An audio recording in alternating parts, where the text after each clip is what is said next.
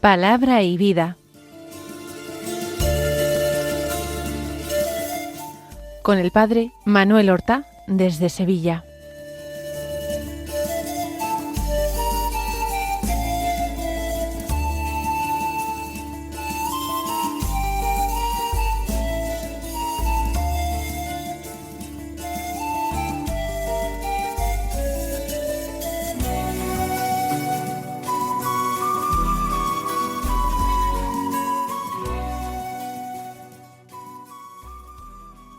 En el nombre del Padre, y del Hijo, y del Espíritu Santo.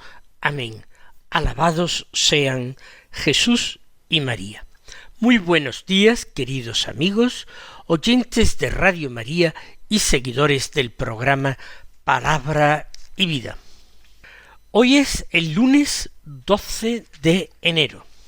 Terminamos ayer el tiempo litúrgico de la Navidad y comenzamos el tiempo ordinario, que no tiene primer domingo porque el primer domingo sería la fiesta del bautismo del Señor. Empieza esta primera semana del tiempo ordinario con un lunes, hoy.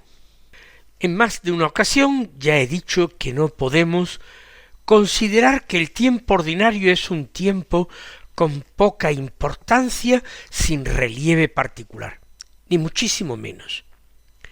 Después de habernos empapado de ese misterio de Dios encarnado, después de haber contemplado a Jesús niño en brazos de su madre, después de haber vivido todos los misterios de la vida oculta de Jesús, la adoración de los pastores, la de los magos, su trabajo oculto en Nazaret, su bautismo en el Jordán, es hora de emprender la meditación de su vida pública. Llamamos tiempo ordinario porque contemplamos de una manera global todo el misterio de la persona de Cristo, su enseñanza transmitida con palabras y con obras en la vida pública. Nosotros vamos a comenzar esta semana siempre con el Evangelio, pero vamos a procurar el comentario que hagamos del Evangelio, así como el de la primera lectura, siempre que nos dé tiempo a continuación. Vamos a tratar de hacerlo en forma de oración. Durante muchos años ya hemos comentado los textos de la palabra de Dios.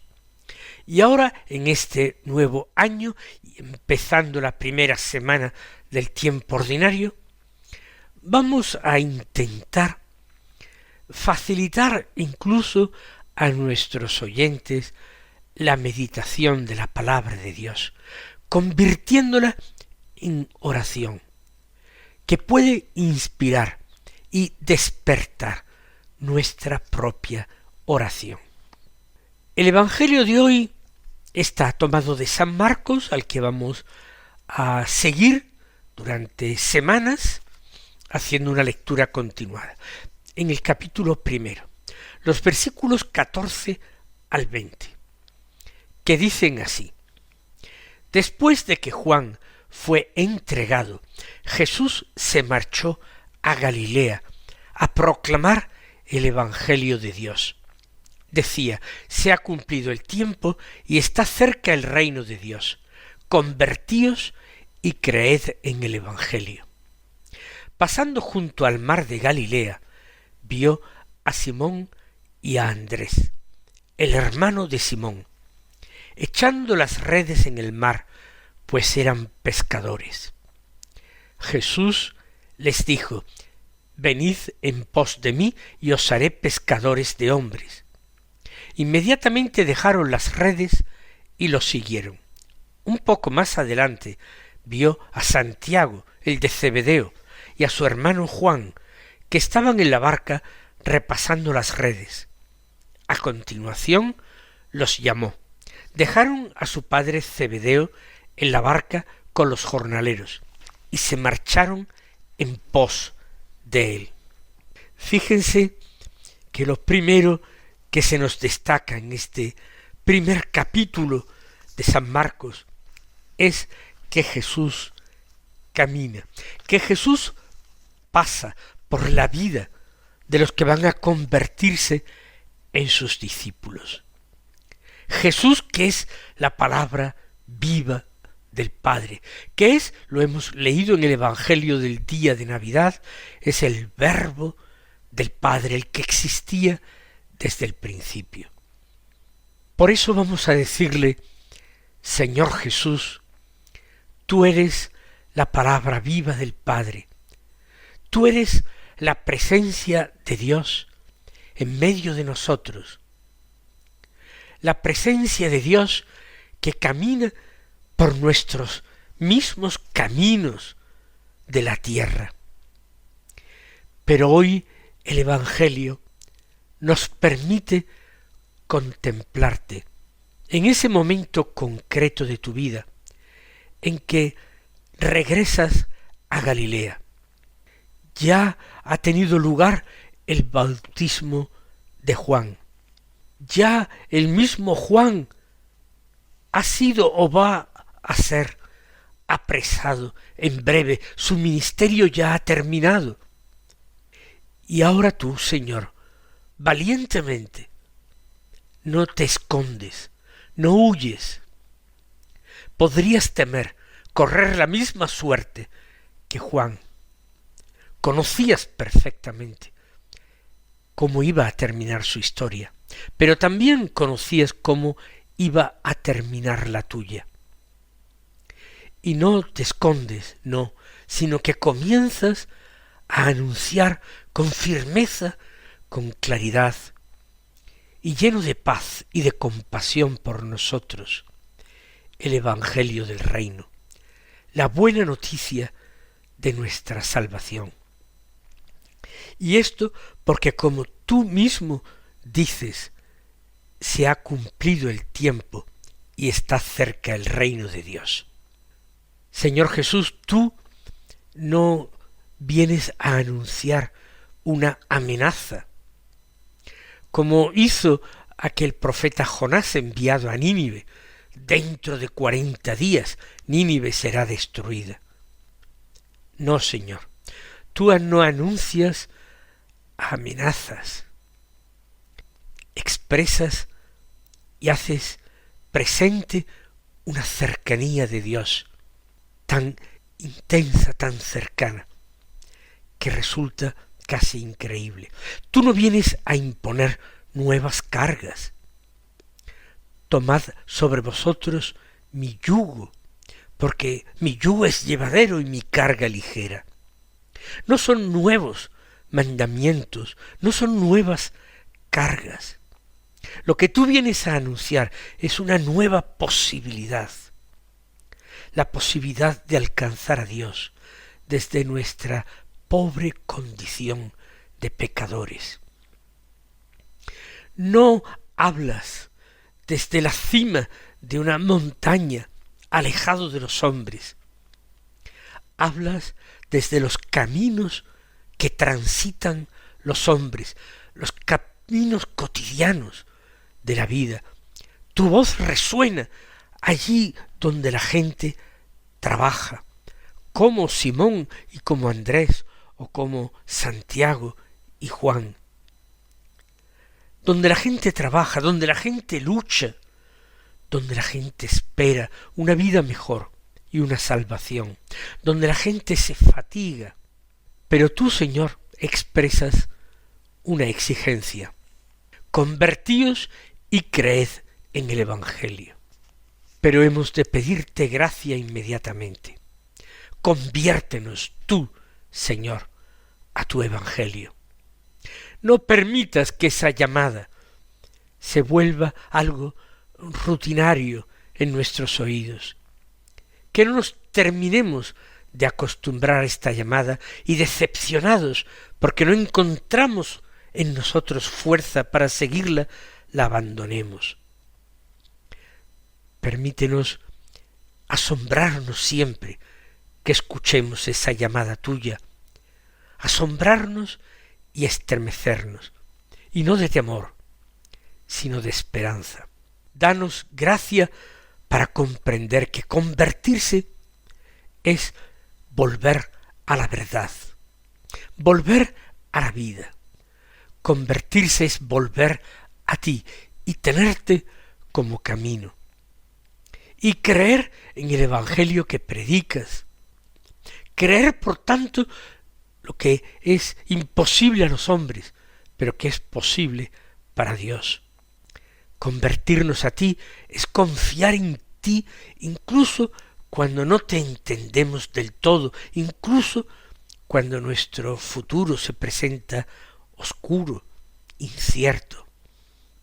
Contemplamos, Señor, con nuestra mirada interior, cómo caminas por la orilla del mar de Galilea, cómo te fijas en aquellos hombres sencillos que estaban pescando, con las manos las redes, con el corazón demasiado acostumbrado a lo de siempre. Pero es que tú no has venido a elegir a los más preparados, a los más seguros, a los más santos. Has venido a llamar a aquellos que tú juzgabas que eran disponibles, que estaban dispuestos a jugarse la vida y a dejarlo todo por seguirte. Tú miras a Simón y a Andrés, y en tu mirada hay promesa, hay confianza en ellos, hay futuro, para ellos y para nosotros, que hoy escuchamos este Evangelio. Por eso queremos pedirte, Señor, que también hoy a nosotros nos digas, con esa voz que invita, venid en pos de mí. Señor Jesús, que escuchemos tu llamada, y no la escuchemos como una orden exterior, sino como una palabra que nos despierta, que aviva en nuestro corazón lo mejor que hay en él. Tú no vienes a quitarnos nada, tú vienes a colmarnos de gracias y de bienes. Tú vienes a llevarnos a algo más importante, algo nuevo. Tú no quieres que dejemos de ser lo que somos, porque así nos ha creado el Padre Dios. Pero tú quieres potenciar todo lo mejor que hay en nosotros, llevarlo a plenitud. Por eso seguimos pidiéndote hoy, enséñanos a creer que seguirte a ti es siempre ganar la vida, que tú eres la apuesta segura, aunque al principio parezca que siguiéndote perdemos.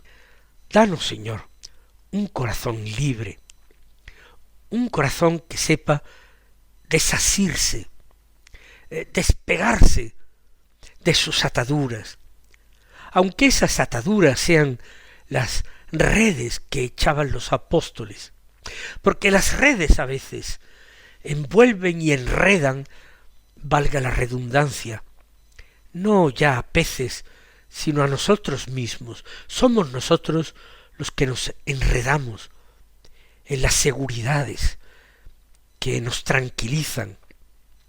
Nos enredamos en miedos que nos paralizan y nos impiden avanzar. Nos enredamos con las costumbres aprendidas, pero que son costumbres caducas, que no nos empujan hacia adelante, sino que nos inmovilizan.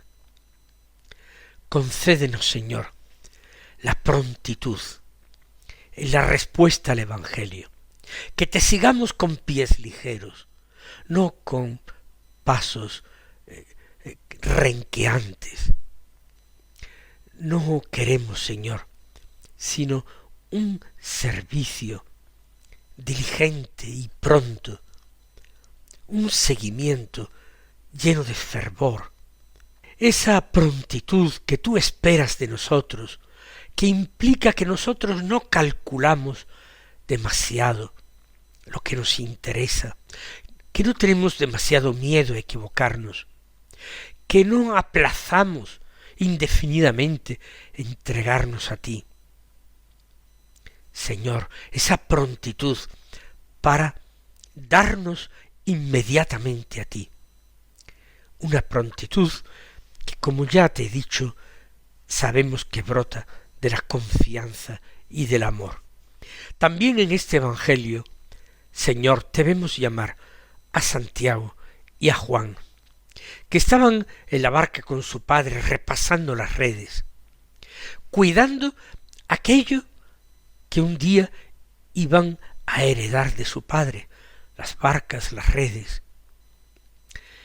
Comprendemos, viendo a los hijos de Zebedeo, que seguirte implica siempre dejar atrás cosas, incluso cosas buenas, incluso lo que es legítimo, pero todo ello lo hacemos para ponernos en camino contigo. No se trata de que despreciemos nada bueno de la vida, sino que no nos detengamos en el camino, que continuemos dando pasos, aunque ciertas cosas buenas inevitablemente queden atrás. Tú no pides de nosotros rupturas amargas. Lo que tú pides de nosotros es una obediencia confiada. Danos, Señor, la gracia de no aferrarnos a nada. Danos la gracia de que nada ni nadie nos impida seguirte con todo el corazón. Y queremos pedirte también, Señor, que como a ellos, a nosotros también nos hagas pescadores de hombres, pescadores según tu corazón. No pretendemos éxitos, no pretendemos número de personas convertidas por nuestra palabra ni nuestro ejemplo. Nosotros nos conformamos con ser testigos de tu amor, de tu misericordia y de tu salvación. Nos conformamos con ser hombres y mujeres capaces de lanzar redes, pero no para envolver a sus prójimos, sino redes de esperanza, redes que recojan vidas heridas, dañadas precisamente por el desánimo o por la falta de horizontes. Redes que nos permitan unirnos y acompañar con paciencia a nuestros hermanos. Sí, con una paciencia grande, que nos permita anunciar con humildad que que tu reino está cerca. Que aprendamos de ti, Señor, esa paciencia, esa serenidad. Que aprendamos de ti a mirar, a llamar, a esperar, a confiar siempre. Y cuando el camino, Señor, se nos haga largo, cuando nos parezca que las redes, nuestras redes, siguen vacías, cuando tengamos la tentación de volver atrás, ansiando una vida más segura, recuérdanos el primer día, incluso este primer día del tiempo ordinario en que hemos escuchado este Evangelio. Permítenos situarnos a nosotros junto al mar de Galilea, ese lago de Genesaret. Permítenos vivir con tus apóstoles ese momento en el cual a nosotros también nos llamaste por nuestro nombre. Que nunca nos olvidemos que seguirte es entrar ya en ese tiempo que se ha cumplido. ¿Por qué? Porque el reino de Dios está muy cercano. El reino ya ha comenzado. El reino es esa vida verdadera que sólo tú puedes dar.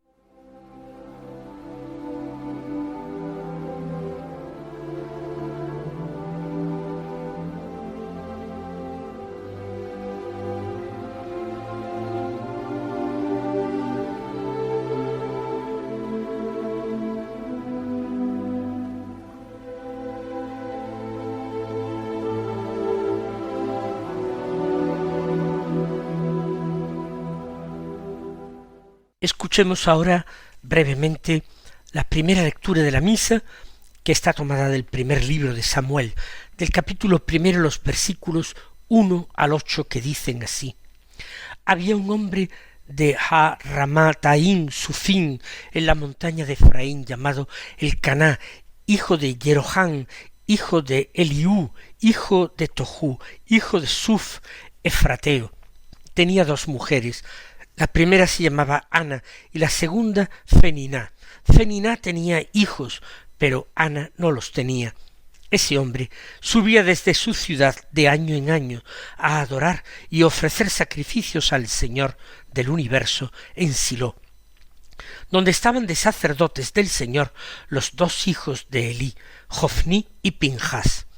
Llegado el día, Elcaná ofrecía sacrificios y entregaba porciones de la víctima a su esposa Feniná y a todos sus hijos e hijas, mientras que a Ana le entregaba una porción doble porque la amaba, aunque el Señor la había hecho estéril.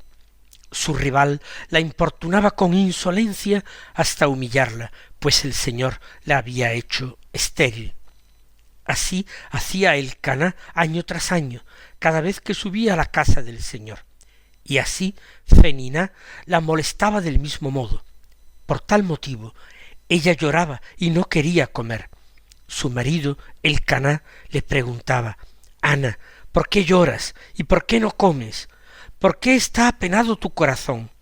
¿Acaso no soy para ti mejor que 10 hijos? A partir de este texto, también nosotros podemos orar y decirle: Señor, fiel que escuchas nuestras oraciones siempre, tú escuchaste el llanto y la oración que brotaba del corazón de Ana, la mujer estéril.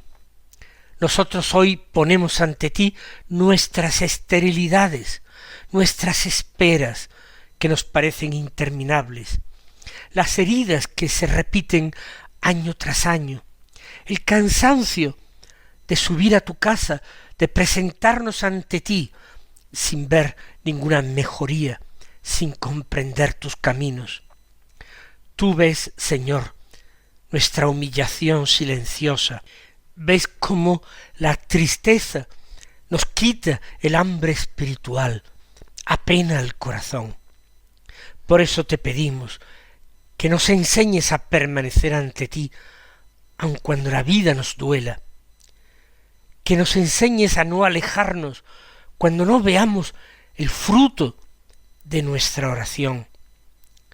Enséñanos a confiar en que tú sostienes nuestra historia más allá de lo que podemos entender.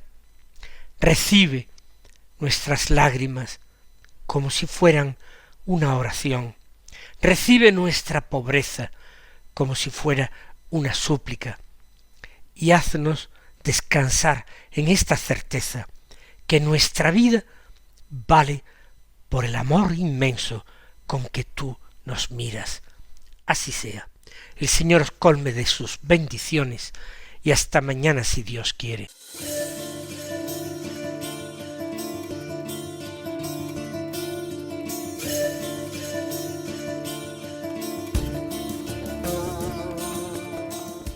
Han escuchado en Radio María Palabra y Vida, un programa que dirige el Padre Manuel Horta.